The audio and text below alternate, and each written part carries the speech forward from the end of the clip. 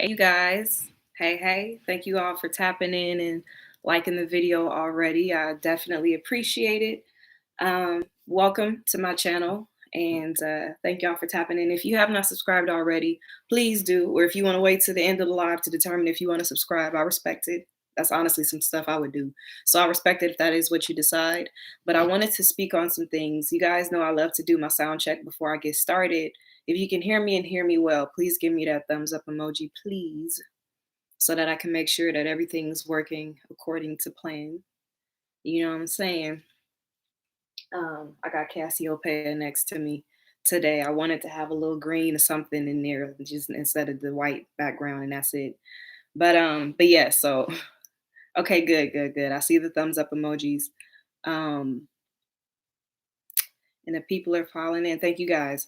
Okay, so what I want to talk about is I got a comment last week. First of all, a lot of the women that were on the live, I didn't see the comments while I was yet speaking, but a lot of the women who were on the live, they stated that they wanted more information as to how they could tap back into their femininity. This has been an ongoing journey for me. So it's something that I have not mastered, and I don't think I ever will, but it's just a continual process of doing things to get better. And then another point, that the point I actually want to bring up first, is the idea that Black women um, choose money over men. You know what I'm saying? So a lot of the comments, sometimes they'll say, that I like in the 50s and 60s, like whenever I bring up slavery, right? And it's normally as a response to slavery, because I'll bring up slavery to talk about how we are both suffering. And I'm gonna say this because I say it all the time, but I'm gonna say it again because it's something that needs to continue to be said. But I bring up the fact that we are both suffering from a shared traumatic experience that neither of us are responsible for, right? I say that all the time. So, as a response to me saying that we have to figure out ways to heal and repair ourselves from slavery, Black people are always saying, well, in the 50s and the 60s, we weren't in slavery then and we had families and everything was going together. But in the 70s, Black women chose money over men. They stepped away from Black men. And I was like, okay, so I hear you, right? I hear what you said. And I decided to go in and research, because I feel like if we're going to continue to regurgitate the same talking point, let's really look into what happened during that time period. What happened in the 70s? Because I'm just looking at the comments here. From what you guys um, hear, that's a lot of the rhetoric that is spoken about, I guess. That's what a lot of people say. So, and I've heard that several times. And now people are accusing me of jumping around the subject and not holding Black women accountable for them stepping away from the families in the 1970s. So let's look at what happened in the 1970s, right? So in the 1970s, what happened in the 60s that led up to the 70s.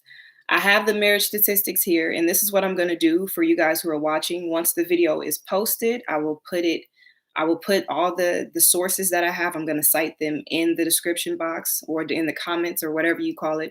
I'm going to put it there so that you yourself can refer back to it, because what I don't like to do is spout information and do not give you guys the source of it. So this information comes directly from the census.gov. It is marriage statistics from 1890 all the way up until the 2010s, right? So this statistic, you guys can't see the chart, but according to the data that's here, um, the percentage of people that were 35 and older that weren't married was low. It was around less than 15% for all races of people, for white people, for Black people, for white men, Black men, white women, and Black women. That's what these statistics are for. And so when you get into the 1980s, all of a sudden that statistic jumps up, and it rises for everybody, but it jumps up drastically for Black people. So in the 80s, going into the 2010s, the percentage raises all the way up to 25%. So people that are age 35 and up that are not married goes from being less than 15%. And for Black people, we actually had the lower rates. For us, it was less than 10%. Less than 10% of us were unmarried, 35 and older. But in the 80s, that rate rises. We have a higher proportion of people that are not married going from 1980s on. Black people, let me be specific, because white people will still get married, but black people weren't. So what happened during that time period? What happened during that time period to where all of a sudden in the 70s, leading into the 60s, we just stopped getting married? Did black women collectively say, we don't want marriage anymore? Is that what happened? Let's look at some of these comments, because I don't want to just keep talking and because I feel like there's a lot of things. I see people in the comments saying in the 60s they assassinated all the strong black leaders. Someone says it may be true that the households were split in the 70s, but we're both to blame for falling into the trap. Now I do agree with accountability. Let me see what we have. Sis, we have to stop identifying as victims. We aren't suffering as victims from a shared traumatic experience. Not a single person alive has suffered. We survived, but we fail ourselves. Okay, so this is the problem here. You can't get better if you never admit that something's wrong. You just can't. You're not going to get better. You feel me? If we sit up and pretend like nothing is wrong with us, then we are not going to get better. It's not saying that we're victims forever, but we are suffering from a shared traumatic experience. And this is why I have to have a whole conversation about femininity, because Black women as a whole, we don't even know really how to be feminine. We've lost our sense of femininity because we don't understand that if you're a Black woman, it is a luxury to be feminine. We didn't get the luxury of being feminine. I don't want to get ahead of myself, but I wanted to pinpoint some of these comments that I'm seeing because I understand people have their ideologies. I want to tell you guys what happened first. This is the first thing that happened in the 1970s that no one talks about. No person in the conscious community I've ever heard bring this up, but it's something massive that happens, which set everything else into motion.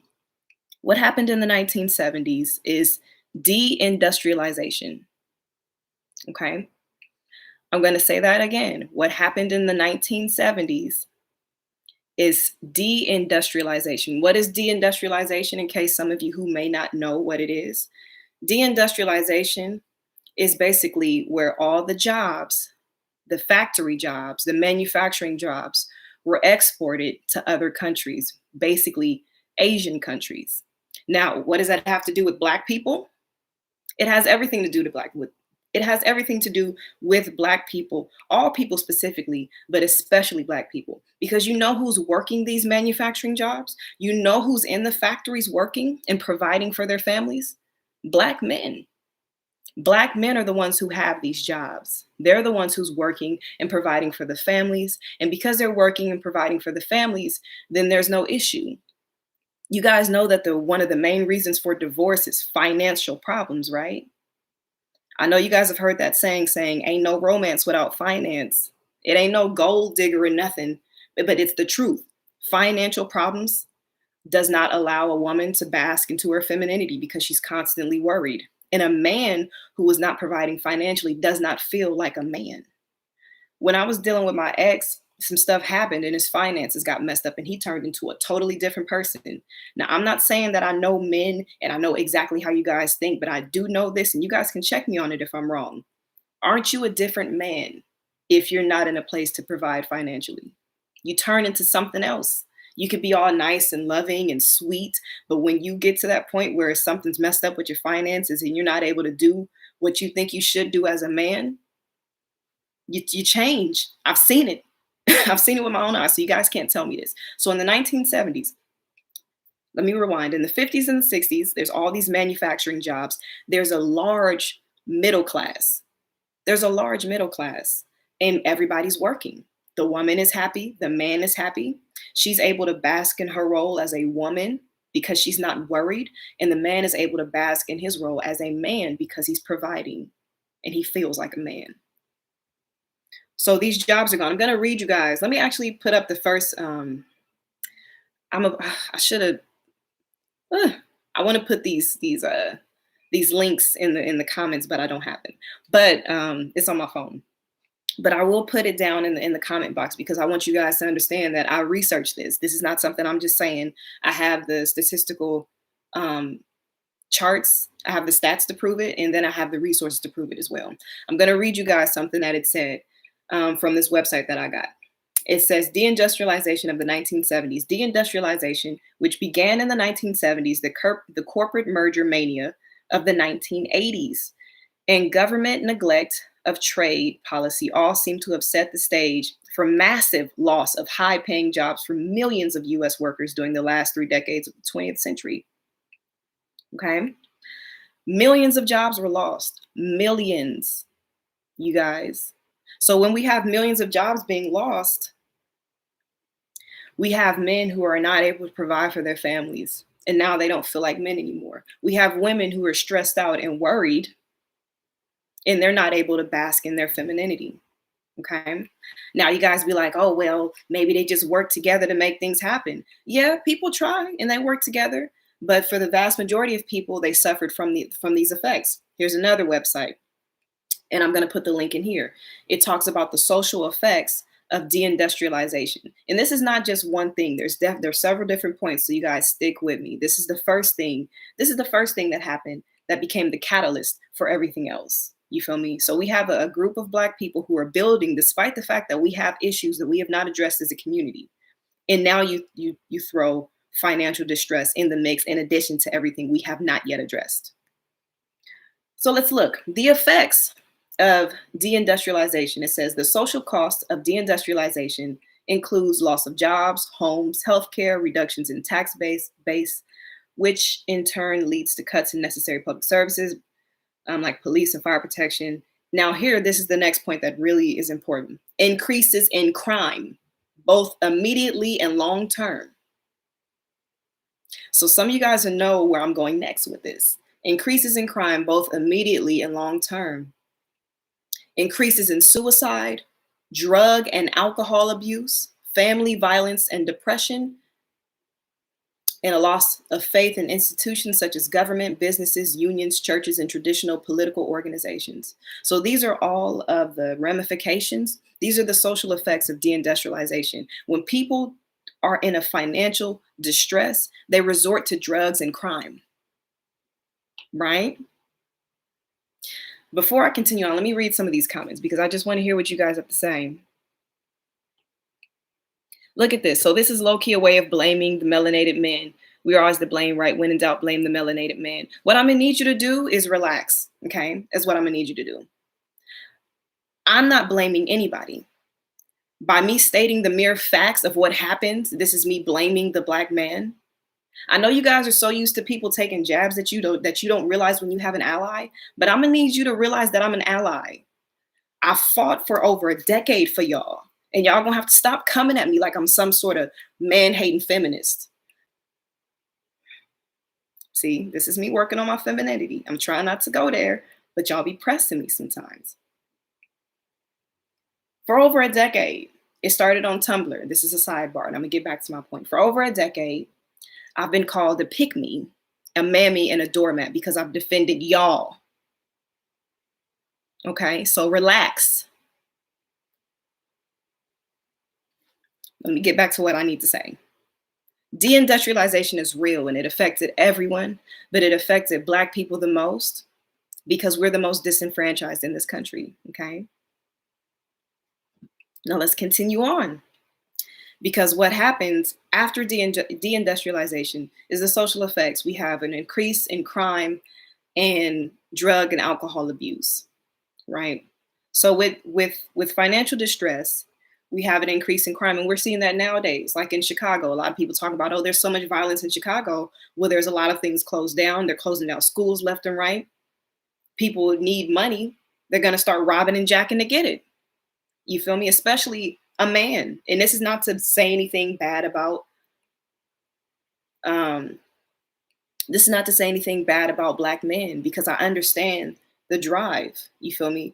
Actually, something to be applauded. I'm not saying that crime is something to be applauded, but the fact that you guys do whatever it takes to care for your families is something to be applauded. So this is not to diminish, say, oh, you guys are so terrible or anything like that. But I'm just stating the facts of what happened. And if stating the facts of what happened offends you, then let me not. I'm not even going to say anything. I'm not even going to say anything not nice. Let me just Just assess your mind. That's all I'm saying. If me stating the facts of what happened to us as a people offend you, okay? Jojo, I appreciate the super chat. Let's see what he says. He says, I challenge y'all to drop $10 or more. Let's support the people that represents us. The sister holds it down. Thank you so much. Thank you, thank you, thank you so much. I would definitely appreciate it. Tyrant's Bane TDOA, I appreciate the super chat. He says, you got a new sub in me. So much intelligence and poise. You're absolutely on point, but so many get so sensitive. Facts don't care about your feelings. Thank you. I will continue on speaking because, like I said, the whole reason for me talking about this is because I want us to become better as a people. I want us to look at what got us into the situation that we're in right now. You feel me? I'm not for blaming each other because, like I said, it's a shared experience, a shared traumatic experience. If we just being real, it was traumatic. You feel me? This is not as me saying we're steeped in victimhood or anything like that, but what we went through was traumatic and we have yet to recover from it. And instead of us blaming each other or saying that I'm trying to blame each other, let's get into the details of what happened. If we need to blame anybody, it's the people that put us in this situation. It's not each other. You feel me? I'm not going to blame Black men for jobs being lost. They have nothing to do with y'all. Y'all was trying to work. Y'all was doing what y'all could for your families. It's this greedy society that decided to outsource and take all the jobs away and plunge our country into a place where the middle class is shrinking, the poor class is growing, and the rich is growing. That ain't got nothing to do with Black men. Okay? Let's continue on. These are the effects of de-industrialization. So the next thing we have here, and this is all happening in the 70s, mind you, because you guys are wondering what happened, right? And for me looking at those marriage statistics, and for anybody that popped into the live late, according to the census.gov website, Black people, the number of unmarried Black people over the age of 30 was less than 10% in the 60s. You feel me? In the 60s and the 70s. That number spiked to almost 25% in the 80s. Why did it spike? Why? And this is what I'm trying to answer. You guys asked me a question, right? I'm just giving you the answer. Let me just account for these super chats real quick. Black Mama, I'm assuming that says, be okay, Mama. Blessings, new to this live. I use your products. My daughter learned how to style her fro from your tutorial years ago. Great job on documentary. Thank you so much. I appreciate you. Super cute, too cool. I don't feel like you're attacking men. You're keeping it a buck. The facts are hard to face. Thank you so much. I appreciate you. I really do. And if you who I think you are, we go way back. But yeah, so I do want to continue on. So we're going forward. This sets up this whole war on drugs thing. And we're still, to this day, feeling the effects of that. And that's the reason why I wanted to talk about this. In the 60s and in the 70s and the 80s, right? This war on drugs is proposed because there's a loss of millions of high-paying jobs, because all these factories, these manufacturing factories are closing down and they're going over to Asia. There's a lot of our people who are now unemployed. And because they're unemployed, they're depressed, they're turning to drugs, they're turning to violence, because they need finances, they need money, they need something in order for them to continue to live. So, as a response to this, our government changes the laws. And to this day, the United States has the longest prison sentences out of all other countries. Like if you do a crime in the US, you're going to do way more time than if you do it someplace else. There's way more people staying in prison for life, for petty offenses. There's things like the three strikes law that was put into play. If you guys don't know what that is, the three strikes law means that if you get 3 felonies, the third strike that you get, the third felony, you're going away for life. It doesn't matter if it's something minor. You could have stole a bag of chips from a store. You're going away for life. Tell me how that's fair. But these are the laws that they're making, this tough on crime and all that kind of stuff. This happens. And I want to give you guys a picture. Here's another source that I brought up. And like I said, the sources will be in the description. So you can try me on it. I'm not telling you guys something I didn't research. You understand? So we're on drugs. The website, like I said, I'm going to put it in the description box. In the 70s, There's approximately 200,000 people incarcerated in the United States. Approximately 200,000. It's not that many. There's not a lot of people in prison. But what happens between the 70s, the 80s, and the 90s? Once we get to the 80s and the 90s, there's a huge jump from 200,000 people to damn near 2 million. Do you guys realize how big this jump is? 200,000 to 2 million people incarcerated in the United States. China has approximately 1 billion more people than the United States, right? The United States doesn't even have 1 billion people. We don't even have that many. But China has about 1 billion more people than we do. The United States has more prisoners in the state of Louisiana alone than all of China. You guys hear me? And being tough on crime and incarcerating people for a long time didn't work because the mass incarceration rates continued to go up. And the crazy thing is the crime rates went down. You feel me? But they were still incarcerating people as if the crime rates did not go down. You know what I'm saying? So let me mention some of these super chats before they go away. Tyrant's Bane, the war on drugs was not a war on drugs. It was a war on people. It was a war on Black people. Exactly. They used this campaign to fund the prison industrial complex. It was a method to enslave Black men by the millions for a nonviolent ish. And that's another thing I want to pinpoint. The majority of people that are in prison, it's not for violent offenses. The majority of it is for drug-related offenses. So it wasn't a war on drugs. It was a war on Black people. And you can see that by the disproportionate imprisonment rates. Black people get longer sentences and they get harsher sentences for the same crime as white people. And that's also in the link that I'm going to give you guys. There's so many different stats there, and the link has all of the information. So you can definitely go and do your due diligence and see it there, because I want you guys to see it for your own eyes. I'm not making stuff up. You feel me? I'm not the person who get on live and regurgitate other people's talking points. Because I know it's popular to say some stuff like, oh, Black women walked away, or it's popular to say, oh, this, and that, and this, that, and the third. But it's like, we have to really get a real answer to these questions instead of just regurgitating stuff that we've heard other people say. You know what I'm saying? Brian Cohen, you said, when you start speaking truth, you start making new enemies. Love the work you do. Thank you. I appreciate you so much. So let me just get back into this. Well, let me do this real quick before I forget. Tyler Lamar Green says, just because they called it a plant doesn't mean it's not a plantation. We went from de-industrialization to a technocratic technocracy. I'm going to have to look up technocracy because I don't even know what that means. But this is true, man. We did. It was the de-industrialization is what caused the majority of these problems. And it coincides with the whole breakdown of the Black family. We know that marriages mostly end because of financial troubles. We have financial troubles in the 70s. And we as a people never really recovered from it. The country, the United States of America, never really recovered. The majority of manufacturing is still done outside of the United States. It's still outsourced to other countries, mainly Asian countries. You know what I'm saying? So this is still a problem. We're still having an issue providing adequately for our families. Okay, so this is why we have to talk about it, because it's still a problem. Now let me continue on. So we have a lot of our men being imprisoned, and this is not to blame Black men. I'm just gonna pop you out of the live because you're clearly trolling. Let me see.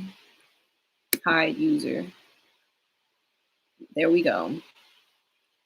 I wish it was like Instagram where I could like just block you forever.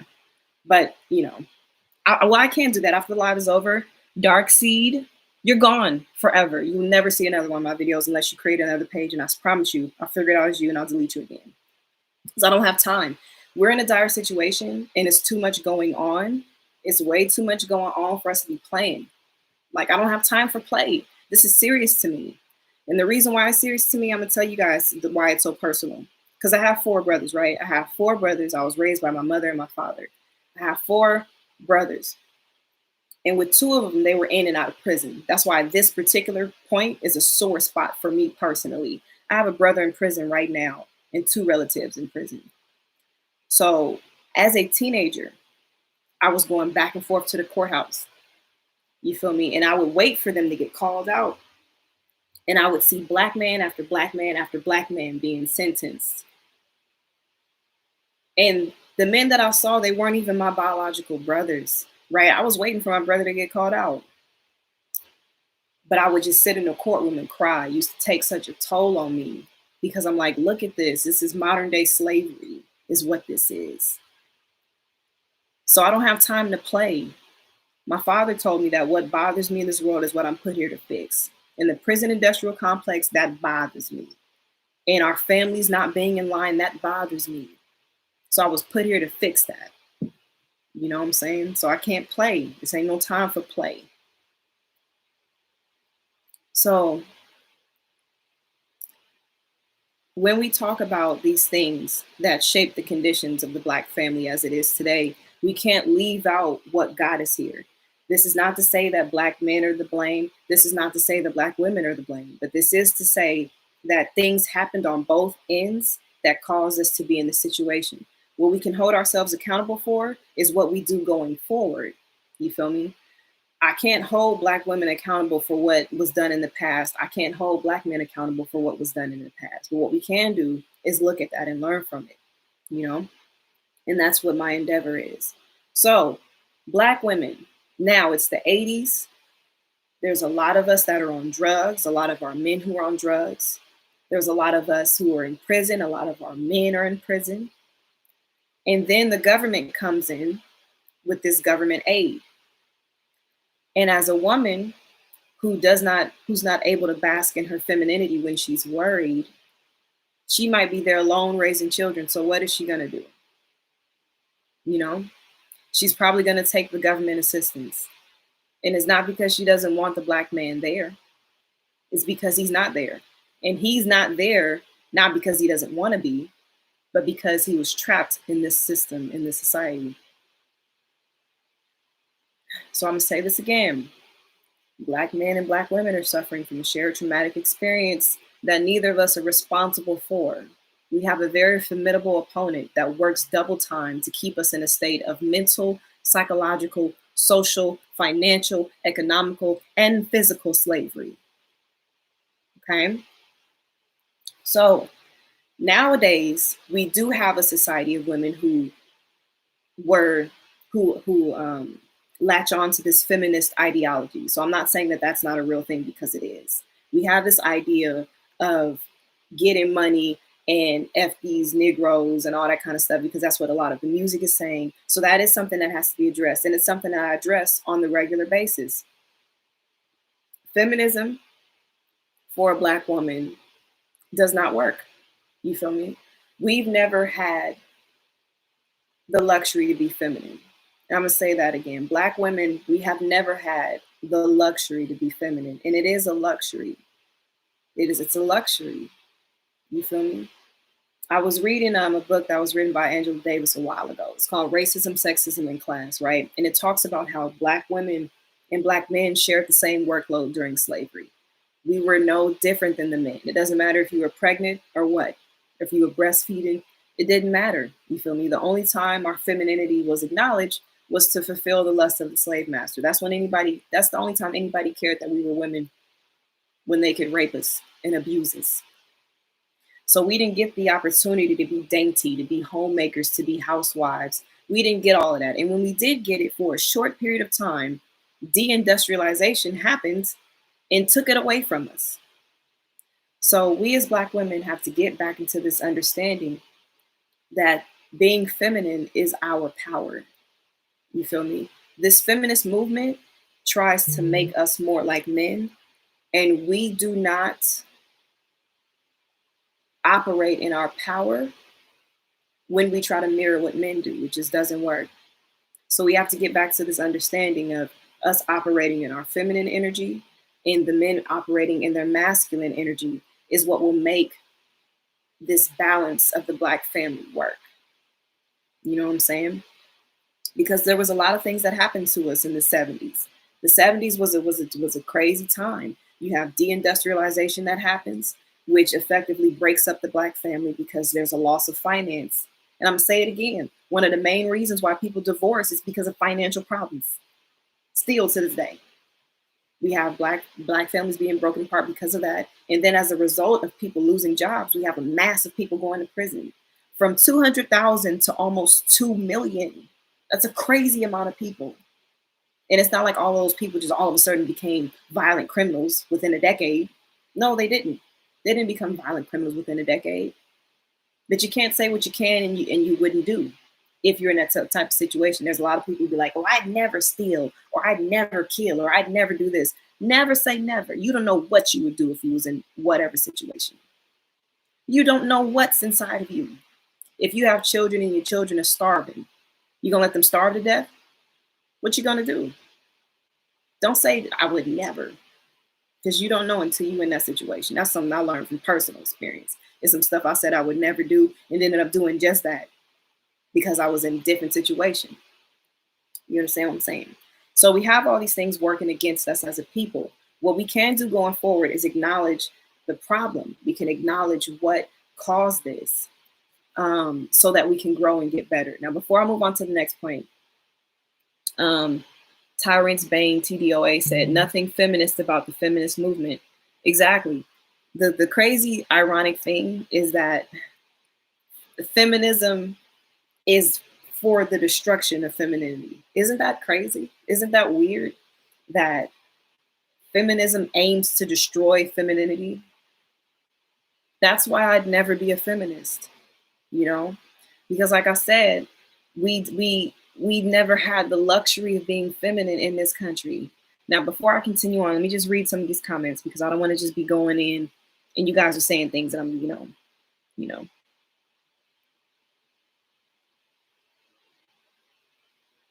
Let's see what some of these are saying.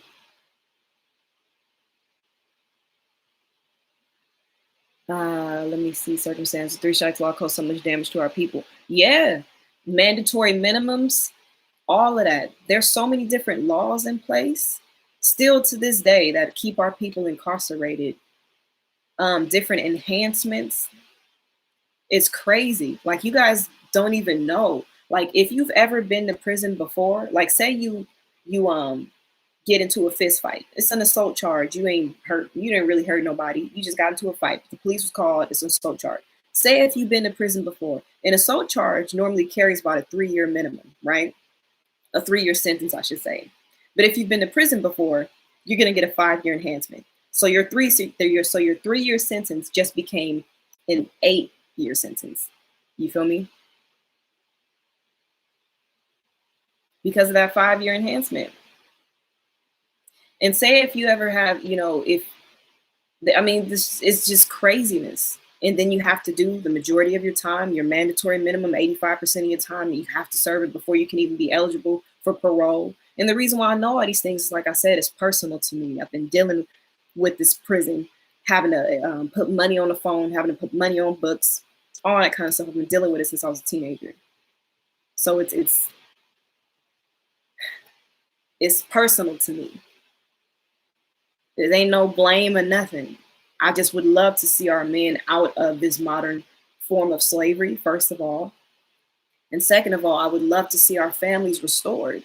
And I would love to see us unpack some of the things that are causing us to not function and operate the way we should.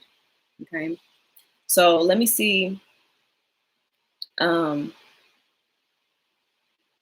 this one looks like a good comment. It says folks think women want to have masculine energy. We don't. We want to be just women. But when you have males in your lives who do not know how to lead, you have to do what you have to do.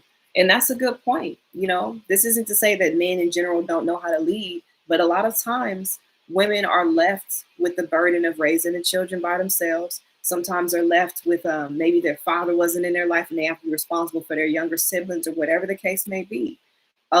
Women, like I said before, women are not able to bask in their feminine energy when they're worried. And I need for the men to understand this, because while I advocate for Black people and Black men specifically, this is something that you guys need to know. When we're worried, and stressed out, we cannot operate in our femininity. It just does not work. Worry and stress kills femininity. It does. We can't live in that luxury of being feminine when we're stressed out and worried. So we have to lean deeper into the masculine side. And it creates this imbalance and it messes everything up. You feel me? So let me read some of these comments here. We need more research-based commentary. Too much Black YouTubers name calling, blaming, and fighting like children. I definitely agree with you. That's a Blackitolism. Thank you so much for the super chat. Sally's Kicks, thank you so much for the super chat. You said, Erica, have your loveism song on repeat. Continue to prosper, goddess. Thank you so much. I really appreciate the support and the support with my music, especially. Tyrant's Bane TDOA says, what do you think about Black women that want Black men to step up, but constantly putting Black men down, saying we're weak and pathetic, worthless? Now, thank you so much for the super chat, by the way. This is a trauma response, you feel me? And it's something that experience and generalizations has taught a lot of our women. Not only that, but negative portrayals in the media.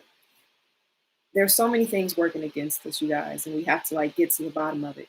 But while I do see that, you know, Black women putting down Black men, and I see it a lot. It's on Twitter. It seems like every other day is some viral tweet of whatever, and it's nonsense, right? I think that that behavior, like I said, it comes from, it's a trauma response, whether or not it's childhood experiences or whether or not it's something that's inherited. But regardless, these things are trauma responses. You know, we have so much that we did not heal from as children. And a lot of times we blame the people that raised us up, like we'll blame our parents, our father, uncle, or whoever was around us. And we never heal from those type of situations. Like I had to realize there was things that my father did. I love my father. There was things that he did that disappointed me. And I had to understand that I can't blame him or I can't make him be the reason why stuff not working in my life. You know what I'm saying? But a lot of people don't take the time to be introspective. It's a lot easier to point fingers at other people instead of looking at yourself. So that's what I think about that. I feel like Black women who put down Black men, who say that you guys are worthless or weak, pathetic, have a lot of internalized problems, self-hate, and issues and trauma that they're dealing with that they need to address. That's honestly what I think about that. And I think either way, Black men or Black women should not, we shouldn't put each other down. Because like I said, we're suffering from a shared traumatic experience that neither of us are responsible for. You have slavery that happened that we, like I said, we never really dissected what went on during that. You feel me? And I know you guys have seen different scary movies and stuff like that, but the most horrific horror movie cannot depict the atrocities of slavery. I mean, I could be on here all night just talking about the grotesque and just heinous things that were done to our people. You feel me? You guys understand? Just to get an idea of the depth of what we're talking about. We have people that go to war, right? And they have PTSD. They go to war, maybe they've been in war for 4 years, 5 years. They come back home, but they messed up. Some of them be messed up because they're suffering. Think about not 4 years, but 400 years of the worst atrocities of seeing a man, a Black man, maybe your son, maybe your husband being sodomized in front of the whole plantation to make an example out of him, or your daughter being raped, you feel me? Or your nephew being tied to 4 horses and split apart into pieces. You understand? Black women feeling like Black men are not in a position to protect them because they're not. At any chance, they could be sold off. This is not to blame Black men, but this was the reality of what was happening. We have hundreds of years of that going on. And once we get out of that, we still haven't addressed it really. And soon as we start to put the building blocks back together and we start to build a family, and things are going seemingly well for us in the 50s and the 60s, because for one, we're forced to work together. And this is another point that people don't bring up. In the 50s and the 60s, We were still separate. Segregation was still a thing. So Black men and Black women had to work together because where else could they go? Where else could we go? I couldn't run into the arms of a white man in the 50s. I could try, but we would probably both be killed for it. I couldn't run in, Black men couldn't run into the arms of white women. Are you serious? Lynched. We had no choice but to make it work with each other. So we start to make it work with each other, the 50s and the 60s, the 70s, de-industrialization happens, integration has happened, everybody commingling with each other. You have the feminist movement going on because white women are sick of their men dogging them, and their men did dog them. But Black men aren't white men. Our men weren't dogging us. They were not in the financial position to. They weren't the ones withholding jobs, housing, loans from us. They were struggling just like we were. We were part of the struggle together. So when we talk about things, we have to understand that there's several factors that go into play here. Now, before I continue on, let me read some of these comments. Let me see. Okay, yeah, I read that one. All right. Winning Black Minds. Thank you so much for the super chat. Lord, I can't talk. Hey, beautiful, just showing the support, B1. Thank you. Let me see. Someone said you get it. Okay, yes, thank you so much.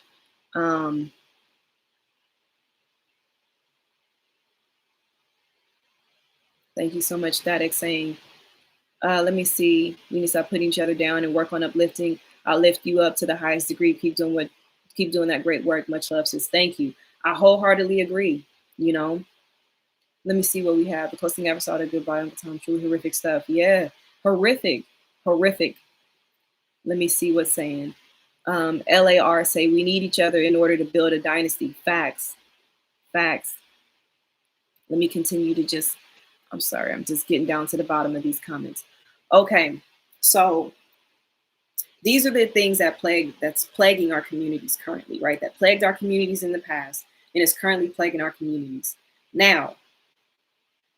Trauma is something that's inherited, and it's inherited through what is called epigenetic markers. And I believe I talked about it a little bit last week.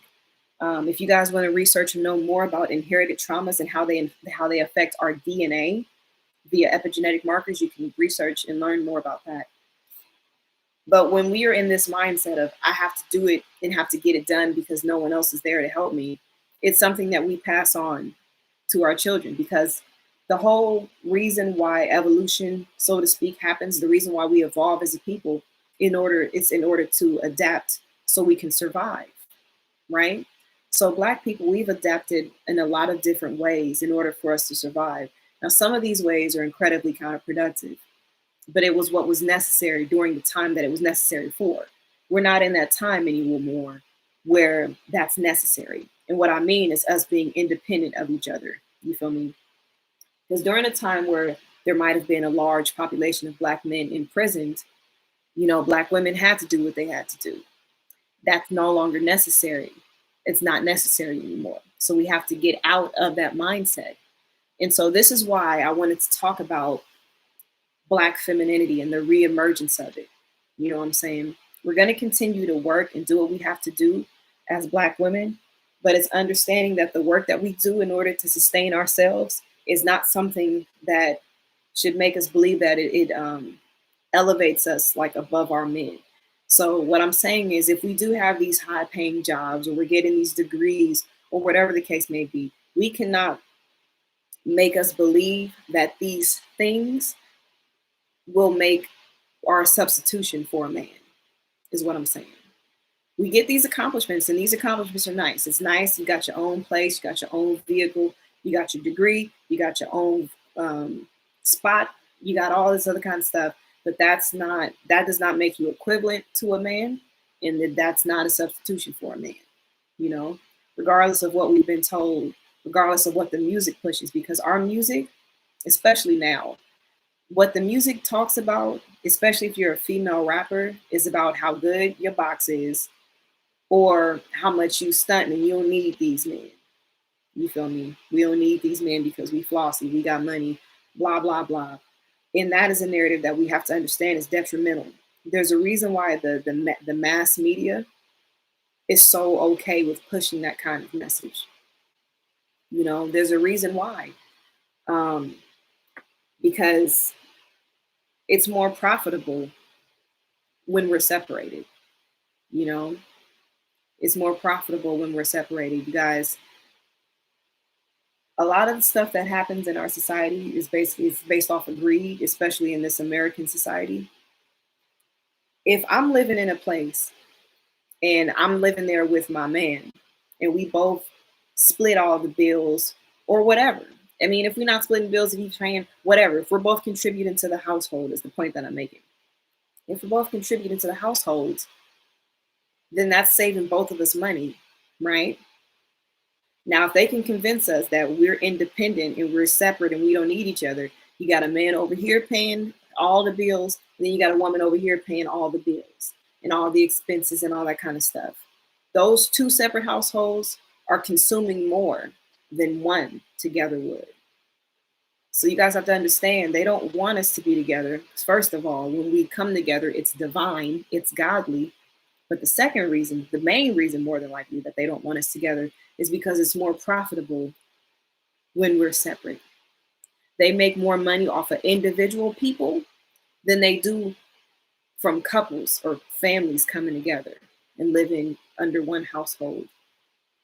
So we have to be careful of these narratives that the media is pushing on us, because 9 times out of 10, it's to our detriment.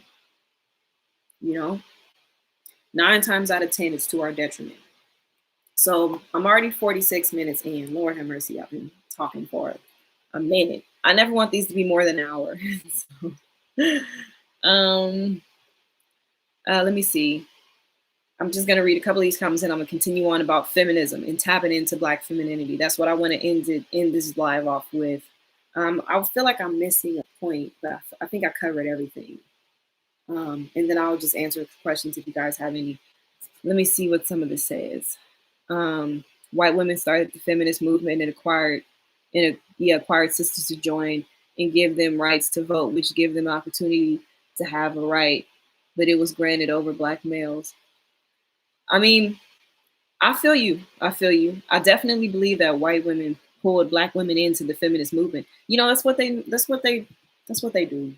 And it's been happening for centuries now. Undercover Brother is one of my favorite movies. I like Undercover Brother, but it's one of my favorite movies. And in the movie, like White She-Devil, so to speak, she was like the secret weapon, right? That's used on the Black man. But they have it wrong. White She-Devil, so to speak, is not the secret weapon for the Black man. She's the secret weapon for the Black woman. Think about it. During the women's suffrage movement, you have Elizabeth Cady Stanton and you have Susan B. Anthony, right? They're the ones, the pioneers. They wanted the right to vote because Black men may have gotten the right to vote before white women. And their whole thing was white women are way more, we deserve the vote more than these vile beasts. Like they're quoted saying very, very, very raggedy stuff about Black men. And then they take Sojourner Truth. She's the one who had the speech, "Ain't I a Woman Too," right? She's talking, and her speech is basically about like how white women are not treating her, are not treating Black women like we are women. Like they talking about women's rights, and then they spin it around like she was speaking to Black men when she wasn't. So here they go, co-opting the words and co-opting the movement and getting Black women to come in as a way to separate our families. They did it then, and then they continue to do it. They continue to get our men lynched by lying on them for centuries. They lied on our men and said our men was fondling them, raping them, all that kind of stuff. When our men wasn't doing nothing, our men wasn't thinking about them. But we get all these Black men being lynched because of them. Where was feminism then? When they were getting our husbands, brothers, sons, relatives lynched for lying on them. And then let's fast forward into the 1960s, right? We have the civil rights movement is happening. Black men and Black women are working together. We even got other people of color that are on board. Fred Hampton has started the Rainbow Coalition. You had Yellow Peril, you had the Brown Berets. All oppressed people were coming together and saying, like, y'all, white people is out of line. But then what happens? White women come in and they say, oh, we're oppressed too. And then they start the women's rights movement. And it effectively ends the civil rights movement. You feel me? They're the secret weapon, not for black men, but for us. We got to watch out for them. You understand? And then you see it again, even more recently. Black Lives Matter protest is going on. We're sitting up and we're saying our voices need to be heard because our people are being unjustly killed by the police. We're not even getting our day in court before the police are shooting us down in the streets like dogs. And then to make sure that the things that was happening to black women was also brought to the forefront, black women started the hashtag and the phrase "Me Too." You know what I'm saying? Because there's injustices happening against black women. But what do white women do? They co-opt the Me Too movement. And now everything is about them.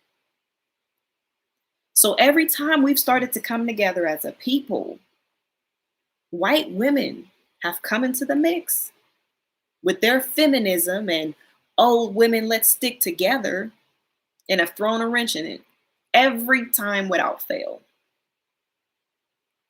So they not the secret weapon against black men. They out here for us. You feel me?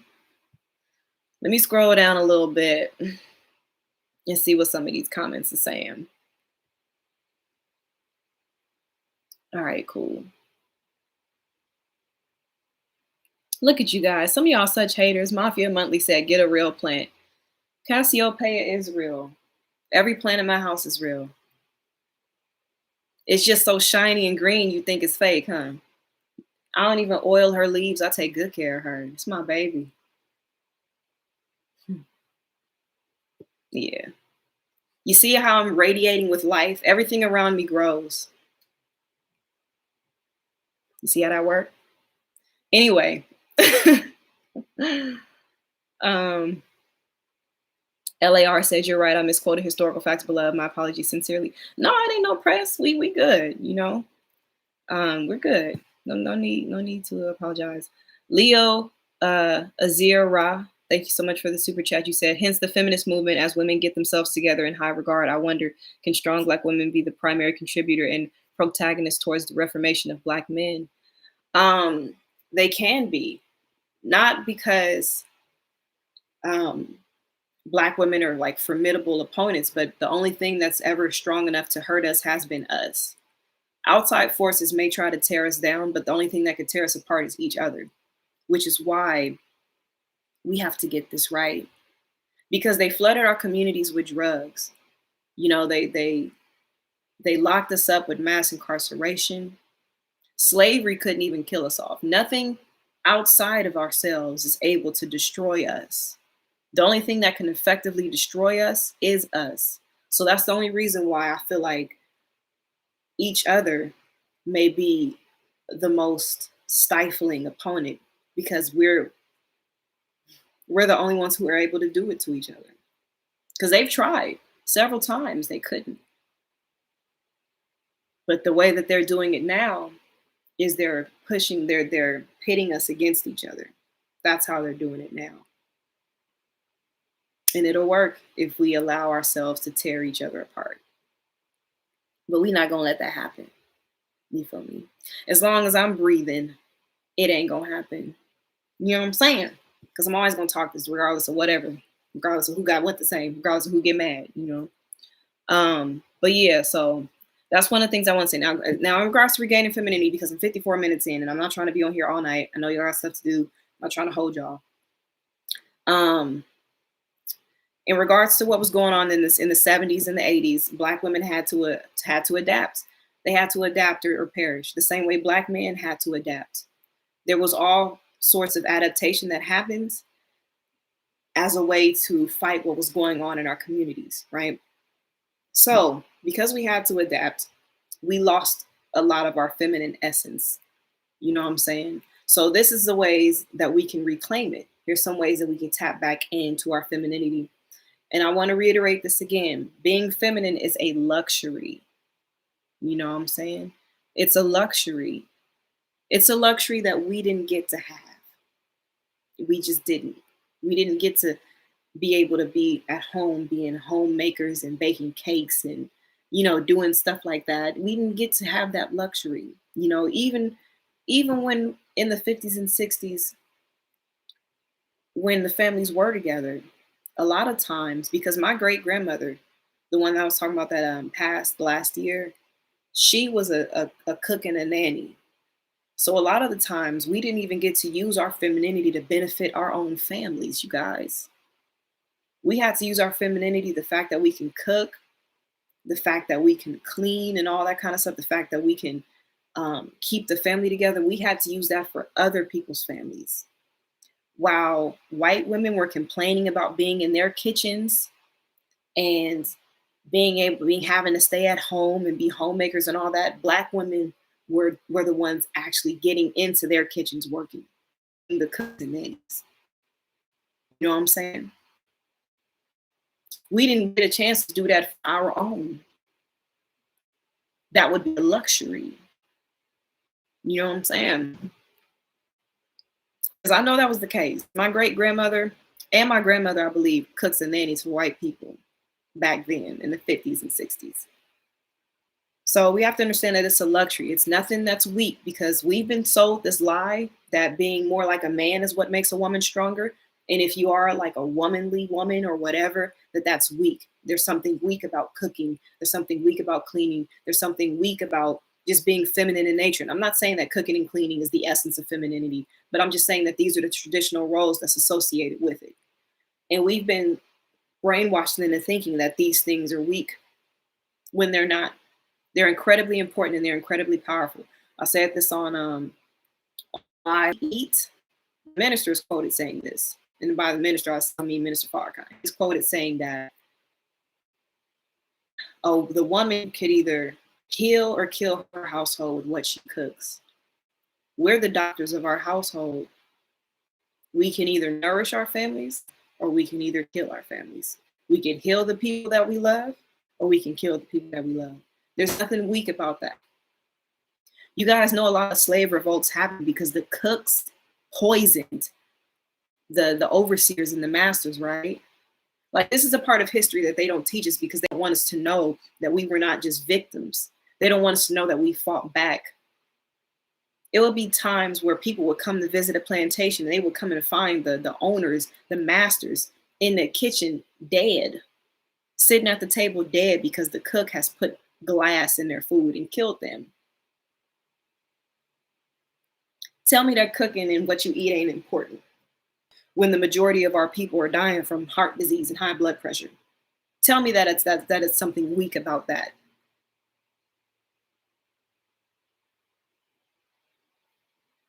Is incredibly important. The fact that we are tasked with this responsibility, or somebody, whoever, if it doesn't matter if the man in the family cooks, whoever is cooking needs to know how important that role is. The reason to this day that I don't be sick and sickly and coughing and mucusy and messed up all the time is because my mama cooked home cooked meals.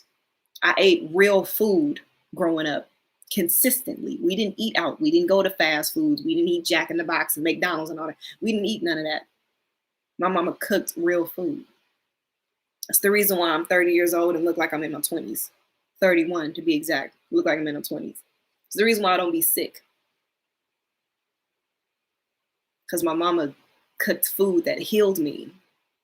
So we need to get away from this idea that it's weak or something subservient about it, because it's not. It's one of the most important jobs on this earth, if we're being real, what we're feeding ourselves and our families, you know? So, but that's not the essence. That's not the essence of femininity. I just wanted to talk about how some of the things that we diminish as saying that they're traditional roles, they're actually really important things. Actually, very, very important, highly important. So here's some more ways, because like I said, I'm almost at an hour. Lord, this chair is kind of getting uncomfortable. You guys don't mind me. Excuse me, Cassie. Don't mind me. All right. So what I want to say is this. It's more about, and I'm talking about femininity. It's more about our demeanor than our outward appearance. This isn't to say that our outward appearance does not matter, but our demeanor is what sets the stage for femininity before what we look like is even like fully acknowledged. You know what I'm saying? So what I mean by our demeanor is it has to do with how we walk, our default face. It has to do with if we're poised. My mom used to say this all the time, that there's an art to being a lady. She's right. There's an art to being a lady. It's not something that we just it's something that we kind of learn through experience, but it is an art. You know, we as Black women have to get away from this idea that speaking louder means that we get our point across better, or that we're right, which is why I try to reel it in. You know, that's why I try to reel it in, is because I'm not trying to get elevated. You know, I don't have to get elevated. I don't have to speak loud in order to get my point across. I can be poised. I can be concise with my words. I can be clear, and I can relay how I feel or whatever information without me getting crazy and too elevated. So that's something that I feel like that we as Black women have to understand, because we do sometimes have a knack for being louder. You know, we talk louder, and um, it can be off-putting sometimes. So being mindful of your tone is something that I have to practice for myself. Now, anybody who might think that this is some misogynistic talk, please understand that that's not what this is. You guys proposed this question to me last week. I'm just answering the question as to what I do. Doesn't mean that you have to do it, but you guys asked me, so I'm telling you what I do and what I've started doing, and then I'm going to tell you how it works for me. Okay. So, um, Shamu, thank you so much for the super chat. I appreciate you. Um, Cursing every other word.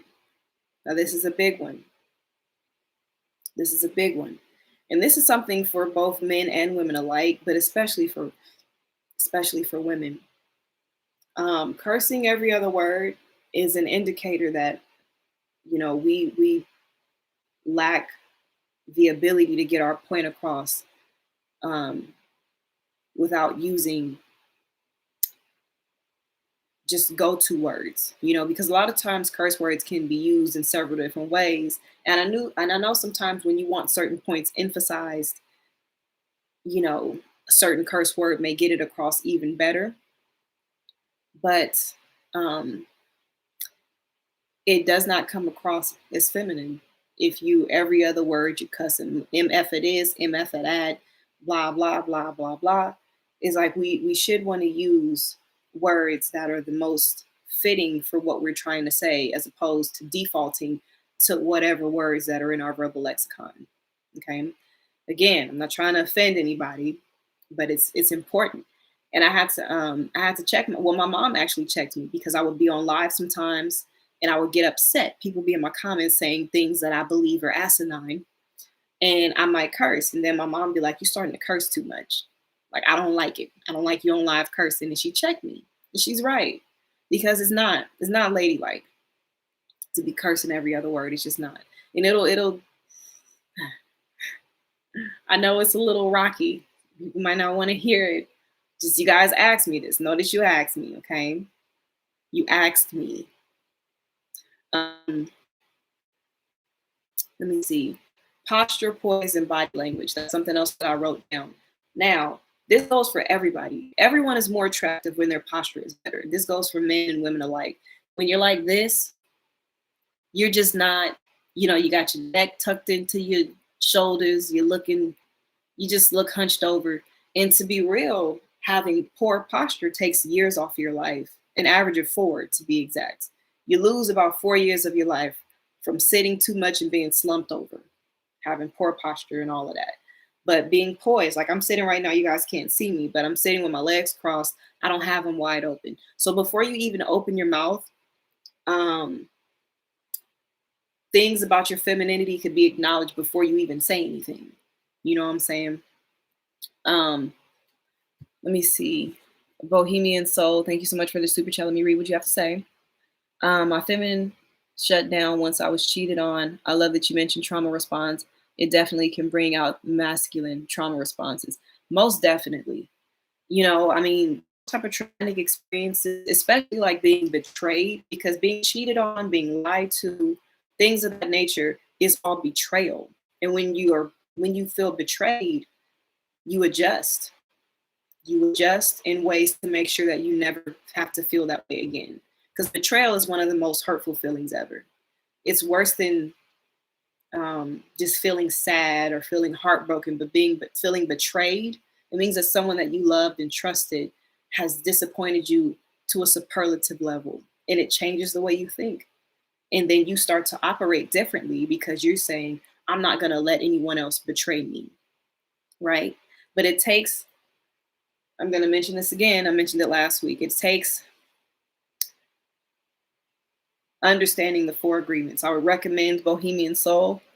I would recommend that you, if you have not already, read the four agreements, because that's what helped me. Like when a relationship of mine ended, and it ended in hurt, pain, and betrayal, and I saw myself starting to morph into another person that I was not previously. I read that book, and it kind of recentered me. It made me understand that even though what he did hurt me, I can't take it personal, and I can't just make it all about me. Like what he did in his mess up, that's on him. I can't allow that to change who I am as a person or make me into this hardened creature that I was never meant to be. And it's very hard. It's easier said than done. It takes hard work of being introspective to preserve who you are after someone has hurt you. I know it all too well. I've been hurt several times and betrayed and cheated on. You know what I'm saying? um, Let me look at this other one. Shamu, thank you so much for the super chat. It says, plus our children are mostly in our women's hands, so they need those things for their healthy development. Yeah, this is very true. The nurturing aspect of the woman is something that is calming. That's a superpower that we have as women, and I want for you guys to understand that it's really a superpower. The fact that we can nurture people and put people at peace, that's one of the things that's missing in our society. I was talking to a friend of mine, and he was telling me that, like, with the like older black women, like the big mamas and stuff like that, they had this way of putting your spirit at ease. Like stuff could be falling apart in your life, but they would come and be like, don't worry, baby, it's gonna be all right. And they would have something profound to say that would put your whole spirit and your soul at ease. If we as women are operating at a level of like tension and combativeness and argumentative all the time, we're losing that core thing that brings peace and solace to people, you know? And a lot of times, you know, it's something that is really our superpower, but we don't tap into it. Is one of the ways that we can use influence as a woman, because I'm not in the business of trying to control men or control what they do or how they think or anything like that. But I know that there's a level of influence that I have as a woman. We all have. We have this power of influence, but we don't utilize it properly. We don't understand how speaking sweetly and gently to someone could change their whole emotion, their spirit, all of that. And it can really work in our favor if we let it. You know what I'm saying? It's really powerful. It's so powerful, but we have this superpower tucked away and we don't really know how to utilize it properly because it's something that's attached to our femininity. Um, our default face, something I want to talk about, and then I'm going to talk into the next thing. Now, default face is just how you look when you're out in public and you minding your own business. You might not see how you come off to people. We could think that we have a demeanor that says friendly, like it's a nice little smile, it's friendly, but we could be looking like this and not even know it. So it's being mindful of the default face. And this was a huge problem that I had because I used to be stank face all the time and I didn't know it. I would just be sitting up, just looking, but I'm looking like this. I'm looking like this. Mad dogging people. Wondering why the brother's not approaching me. I look mean. You know what I'm saying? I look mean.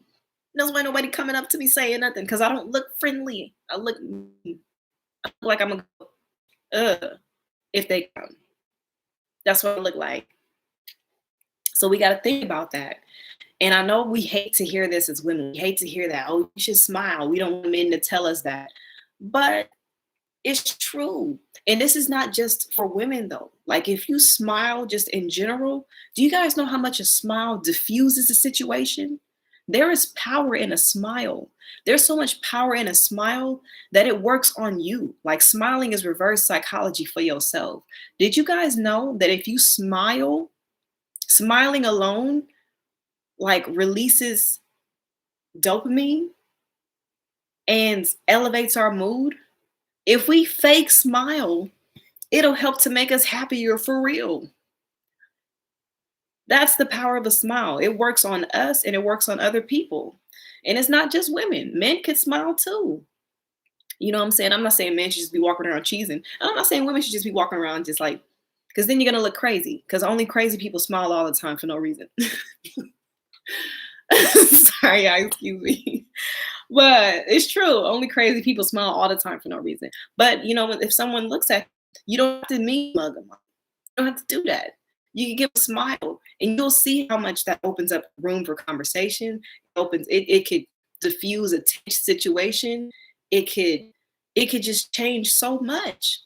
If we just, instead of looking like, upset, and I know we might be upset, but I've started this thing of being friendlier to people because I actually got it from where's my book? How to Win Friends and Influence People, right? I'm reading that book currently.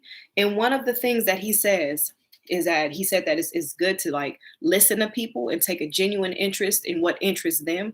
How to Win Friends and Influence People by Dale Carnegie. And he said that a smile, he said that he decided that he was going to go and start smiling at people and having just started striking up conversations and trying to understand what they're interested in. And as a man, this worked for him, smiling at people, how it diffuses things and breaks the ice. And I said, I'm going to start doing this. So this morning, I went into my Pilates class. You guys know, some of you guys may know I do Pilates. I keep myself together. I want to be a well-oiled machine as I get older. I want to be right. So I do Pilates. I went to my Pilates class today. And it was an instructor that I'd never met before. And so when I came in, I greeted her with a smile. I smiled at her. I told her good morning. And I told her it was my first time taking the class. And I was excited to try it, that particular class. I've taken several Pilates classes, but this one was like a suspended class. I was in some straps hanging in there. It was some different stuff, but it was good. That's all I'm saying. But I don't want to get too much into that. But anyway, I told her it was my first time taking a class. And she was so nice to me. And it just lightened the whole mood of the classroom, as opposed to me coming in there not saying nothing and everyone's tense and nobody's saying anything to anybody. If you're in a tense situation and like say if you're in a waiting room at a hospital, or if you're just like standing around people and everybody's looking at their phone and stuff and they glance up every now and then and look back down at their phone, I'm telling you, it'll break the tension if you look at somebody and say something like, good morning, and smile at them. They're going to be like, because people are not doing that nowadays. And it's really a power in smiling. And I know it sounds like misogynistic and I know it sounds like trivial, but it's not. You could change the whole atmosphere of an environment by simply smiling. It's magical, especially if you have a pretty smile. If you got them pearly whites, and a lot of us Black people, we got them pearly whites and we got them pretty lips. We better smile, show it off. You know what I'm saying? Smile every now and then at some folk. Let them know. Change the whole atmosphere. Change the whole attitude. It's a wonderful thing. Before I continue on, let me look up something I was saying. Because I honestly feel like, I don't know if y'all rocking with me or not, but this is just what I do, and it's helped me. You guys asked me. You asked me, so I'm telling you, you know what I'm saying? Tell me what I'm doing. Um, let me see. Let me see. Face smile right now. In Louisiana. Someone said it's contagious, but you enjoy it when you see it. It is. You smile at somebody and they have no choice but to smile back at you. Like you look at somebody and smile, and then they smile too, like hi. And they don't even know why they smile back. They just do it because it's second nature, and it really does. It'll diffuse the whole situation. Let me see. Let me see what the rest is saying. Oh, you guys are having conversations with each other, okay, in the comments. Um, Bohemian Soul says, I avoid conversations because I'm the awkward black girl, LMAO. So I purposely don't smile so no one will approach me. I know I need to do better. It'll help. I'm telling you. I mean, sometimes I don't want to be bothered. This is very true. But at the same time, smiling at people, it will help. And that shy awkwardness, a lot of times it's cute. People will look at that and think it's cute. I have a friend that's very awkward. She's awkward, but I think it's cute. I'm like, girl, it's cute though. I'm like, she's a real cute self, so it's nothing to, and a lot of people are honestly awkward. You're not alone. So you saying you feel awkward, that's the majority of people. They feel awkward too. They just don't admit it. So you're even more bold than the average person because you're able to admit the fact that you're awkward. There's a lot of people like that, you know. Um, Someone says all my smiling backfires because, or Black Mama said all my smiling backfires because then people think they could punk me and they could catch these paws. I mean, you could smile in appropriate situations. There's situations to smile and there's situations to not. You know what I'm saying? So if it's a situation where somebody is trying you, you know, smiling potentially may not be the most effective thing to do. But in your normal day-to-day situations where you're encountering people, you can smile and flirting too. Because I know a lot of times we don't like rejection. We as women, we don't want to approach men. And I don't be approaching brothers anyway, because I don't know. I'm not a fan of doing that. I let the men approach. But a lot of times men don't want to approach unless they feel like they got some sort of hint that they can approach. So it'll be a brother, he over there looking handsome, he looking mighty fine. And I look at him, but I avoid him because I'm awkward or I don't want to, whatever the case may be. And so he's looking for an opening to communicate that he can come talk to me, right? It's as simple as smiling. If I see him and we make eye contact and I smile, he can come on over and have a conversation with your girl. You know what I'm saying? So we be stopping our own blessings sometimes by looking mean in public. You know what I'm saying? You smile at that brother. You feel me? Dean OOR90 says, remember, one smile a day keeps the negative energy away. True. Thank you so much for the super chat. Let me see. Let's see. Just looking at some of the comments. Let me see what some of these are saying. But I'm really appreciating you guys. The commentary and the dialogue in the comments is very nice and respectful, and I love it. Thank you guys so much. Because sometimes people can be mean, and it makes it harder for me to communicate messages and get my point across if it's a bunch of nonsense in the comments. But you guys are fire. I appreciate y'all. Last thing that I want to say, I wrote this down. I said, smiling, it elevates the mood and it has a very influential effect on everyone, not just men, but men and women alike. You feel me? So it's about our demeanor. It's about our default face. It's about how we carry ourselves. We don't want to be just loud and just belligerent and being wild and saying the most outlandish things, to people. It's just, you can still, preserve your personality. I'm not saying to change who you are as a person, but I'm saying that a lot of times these loud, belligerent personas are caricatures that we adapt. We adapt those type of caricatures and we use it as a defense mechanism. So you can allow yourself to just be who you are. I'm not saying change who you are as a person, but understand that sometimes the demeanors that we have, they have developed as a defense mechanism, and it may not be who you are as a person, but it may be something you developed as a response to some sort of trauma or pain or your upbringing or whatever. It could be things that have developed, and it doesn't necessarily mean that it's the core of your personality.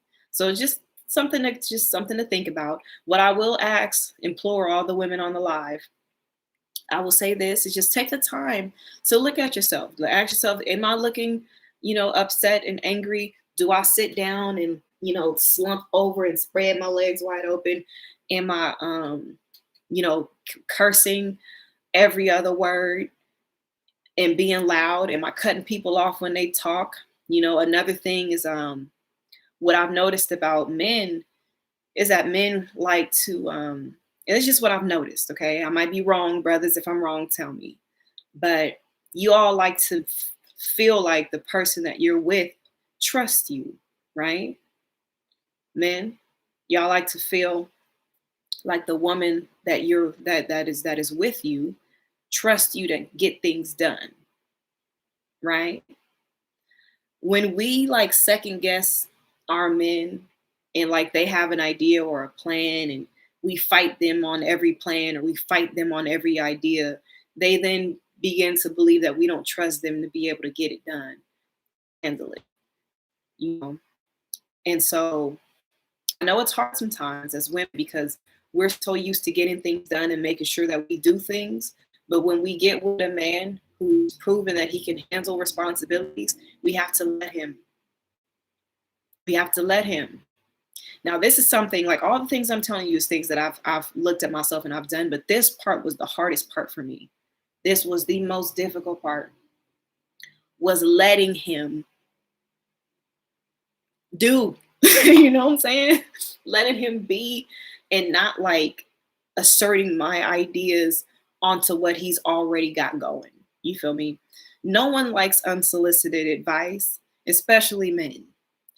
You know, we have a lot of good ideas, we do as Black women, but don't give that man those ideas unless he asks you for them. You know what I'm saying? Because when you start giving him all this advice and telling him what to do, he believes that you don't trust him to lead. Am I lying, y'all? Let me look. So, okay, we got a lot of the men in the comments saying yes, facts. Yeah, it feels good to be relied upon. Look at that. Ladies, look at the comments. I'm not talking out the side of my neck, as those older folks would say. They have to know that we trust them to get stuff done. And I know it's hard, like I said, because we've had to rely on ourselves so much. We've had to be independent for so long. So it's hard. It's hard to relinquish control. But when you get with somebody and he's proved that he's handling things, he's getting stuff done, he's got stuff going in his personal life, allow him to lead. Easier said than done. But I'm telling you, once you start doing it, it's really dope. It's really dope. Because once you start allowing him to do, he really just start doing, you know. I don't want to get too deep into my personal life, but I will say this, you know, someone that I care about very, very deeply, you know, one of the things that I love about him the most is the fact that he plans and he handles things. Like his method of him, his way of doing things. And it's so much easier. I was used to having to do that and plan stuff and make sure that stuff happens. But now that I've just let it go and allow him to do it, he does it and he does it superbly well. Just send me emails, flights booked. Oh, I've already done this and I did this. I could mention something to him that I have a question about. And then 30 minutes later, he sends me all the links and the resources and all the stuff to help me with what I was just talking about. You know, it's really wonderful. It's a dope thing. And I had to get to a place where I could just, you know, it was hard at first. Like it was like setting something down and then still have one to have a finger on it. Like I put it down and I was like, all right, okay. You know what I'm saying? But once I let it go, you know, it really became a wonderful thing. I feel like it's a super chat that came that I didn't acknowledge. I'm sorry. Jordan Impingo, I hope I said that right. My apologies if I didn't. Thank you for the super chat. Said, Black African women, you are appreciated, admired, and adored. The first mothers, teachers, and creators. Peace and blessings, Erica, for your excellent content and messages. Thank you so much for that beautiful message. Y'all see what he said, ladies? Mm, beautiful words from one of our brothers. You know what I'm saying? So, ladies on the live, I hope y'all still on here. I hope I didn't scare y'all off with my femininity talk. Mm, I hope not. If you ladies are still here, understand that this is just what some of the things that I've been doing personally that have helped me. Like I said, if you don't want to adhere to it, that's fine. I'm not pressing you. I'm not saying that if you don't do this, that you're wrong. And nothing like that. You guys asked me this question last week. Just answering the question that you asked me and letting you know what I did. Okay. And then the last thing I want to say is taking, okay, good. The ladies in here. Love y'all. Yes. I just want to, okay, this last point. Let me get off because I'm talking for about an hour and a half. Taking pride in our appearance. You feel me? Now, when I say taking pride in our appearance, it's getting ourselves together. I'm not saying that we have to be fully made up and all that other kind of stuff. That's not what I'm saying. But I'm saying just, you guys know how you feel. Let me start there. When you're sitting around the house lounging and you look, a little bummy because you're just chilling, you're comfortable.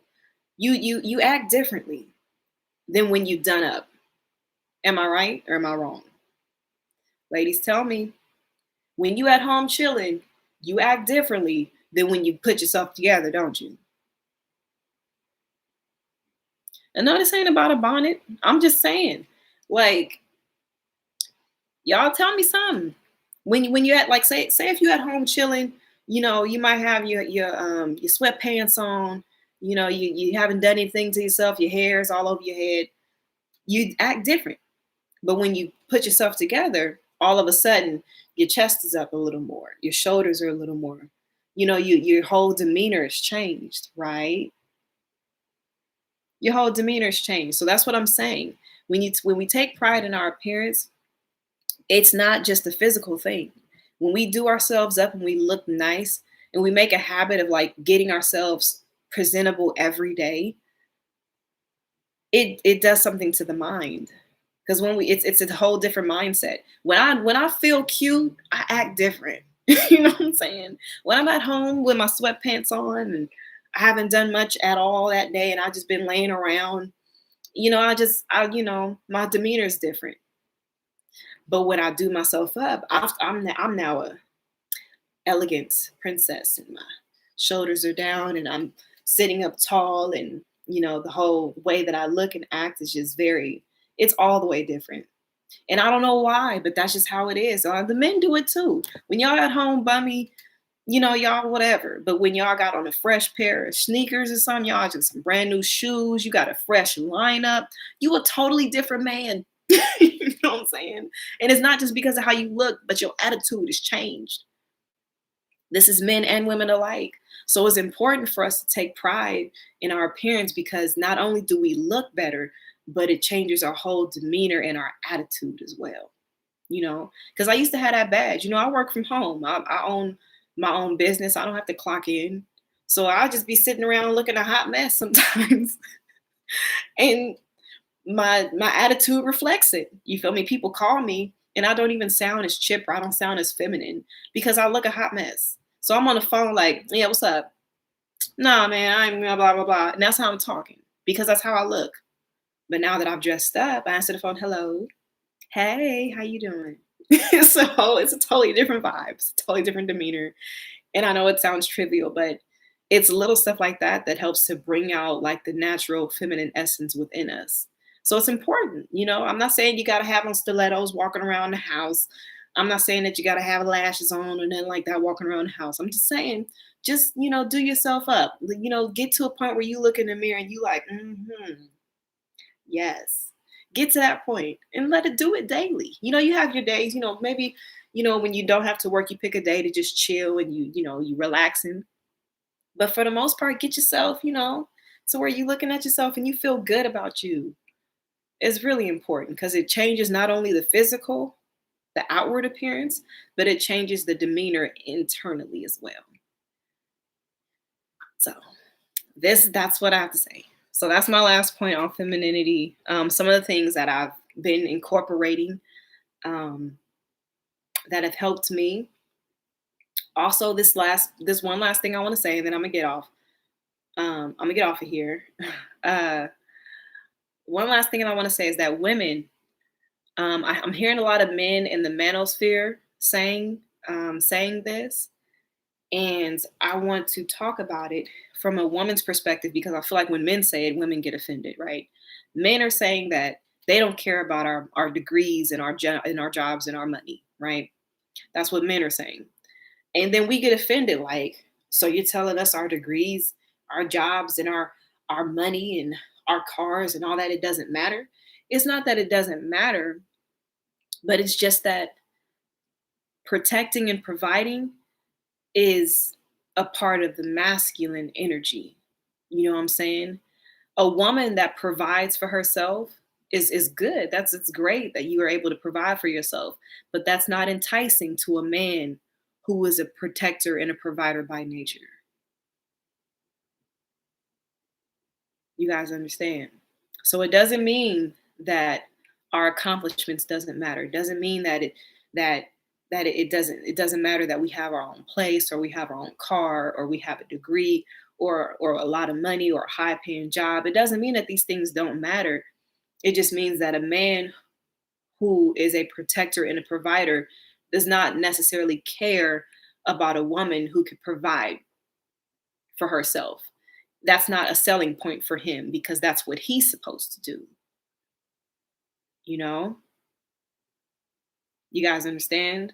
And it's not to offend, it's not to say that these things don't matter because I'm that kind of woman. You know, I don't have a degree, but I have my own place, I have my own car, I have my own business. You feel me? I make my own money. And these things are great, but that's not the selling point to a man who's operating in his masculine energy because that's what he does. He provides and protects, you know, so he's not looking for a woman to do that for him, you know. So that's another thing that I wanted to emphasize for the ladies because I want to say it in a way that where we're not offended because a lot of times when we hear it, it offends us. You know, we're hearing it and it sounds like they don't give a damn about our accomplishments, you know, and it's like shorting our accomplishments. This is not to short our accomplishments. This is not to say that they don't give a damn about them. It's just saying that that's not something that they're necessarily attracted to. That's not something that they're looking for because that's what they do. So things that are opposite, you know, attract. Those two opposing things complement each other the best. So if we are women and we have these things, we have the car, home, job, degree, whatever. We have all these wonderful things that we have accomplished that are great accomplishments. We have these things, but a masculine man who operates in his masculine energy, who is a provider, he's more than likely going to lean more towards the feminine energy. So we can have all these things, you know, for ourselves personally because you know we've acquired them, but it's also having that nurturing and that caring and that loving feminine energy that complements that, you know. And a lot of times when we as black women have all of these things, we believe that those things can compensate for the nurturing aspect. We lean more into the protector provider role instead of leaning into the nurturing and caring role, you know. And I know that we don't like the saying that this says be his peace or anything like that. And I'm not saying that, you know, but women, we have a peacefulness about us and there's nothing weak about that. Like a feminine woman has a peace about her. Like anyone who's ever come to my place, they always say the same thing. I've had friends come over here. As soon as they get over here, they fall asleep. They fall asleep on the couch. They lay on the ground and they fall asleep because it's an area. It's an atmosphere of peace here. That's what everyone who's ever been in here has felt like that. They sit down and they feel peace. They feel like they're able to come and unwind and they're able to just take off whatever thing that's weighing them down. I'm telling you, 9 times out of 10, you come to my house, you're more than likely going to fall asleep because it's an atmosphere of peace around here. My plants know it. You see how shiny? Somebody thought this was fake. Talking about you need to get you some real plants. This plant's so beautiful, it look fake, but it's not. It thrives because it's in an atmosphere of peace. And this ain't a new plant. I've had this plant for months, and I've taken care of Cassiopeia. That's beside the point. But we have a peace about us when we're operating in our femininity, and it's something that's incredibly attractive that men can't really, they don't have a defense against it. They don't. They come around this peace and they're hooked. You know what I'm saying? It's another superpower that we have as women that we are not tapping into because we think there's something weak or misogynistic associated with it. No, it's not. It's not. There's nothing weak about it. It's incredibly powerful to be able to put somebody at peace when they come around you. So that's all I want to say. I talked longer, like 30 minutes longer than I intended to, but it's all good. Someone said femininity is the power of softness, must be respected. Yes, indeed. Yes, indeed. Black Cobra Ninja 5, thank you for the super chat. He said, I'm smiling more like geeking. Thank you. I appreciate it. LAR said, no lies detected. Okay, good. All right. Now, ladies, I hope you understand that this is in no way trying to diminish or down anything that we got going on. And I'm not trying to be misogynistic or whatever. Please understand, you guys ask me what I do, so I'm telling you. Hopefully, what I have said can be of some use to you. It could help. If not, if you don't want to take it, you reject it. That's fine. You don't have to. That's fine. You know what I'm saying? But this, I just wanted to tell you guys just a little bit of what I do. That's what you guys proposed and asked me last week. And so that's all I have to say. I appreciate everybody for coming on. I will say this one more time. Definitely subscribe to my channel if you're feeling what I'm talking about. I really appreciate you guys for tapping into the live. All my social media handles are up there. It's pinned. You guys can see it, right? It's pinned, isn't it? Right up there at the top. All of it's the same. So my Instagram, Twitter, Facebook, TikTok, Cash App, even all of it is at Erica LeShai. And my website, I didn't put my website.